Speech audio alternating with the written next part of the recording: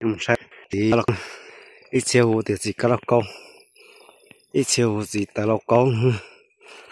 thế thì nhiều cho nó đạt sự thủ sự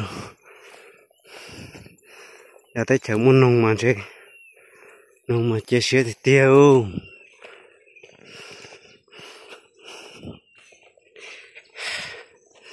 tới chợ nó chỉ muốn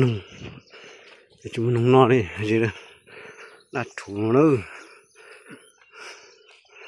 cái gì sao đấy rồi nè nó mà cái gì thì tiền nữa nó mà ô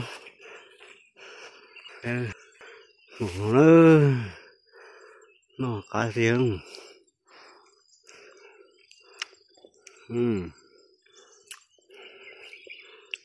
đi lớn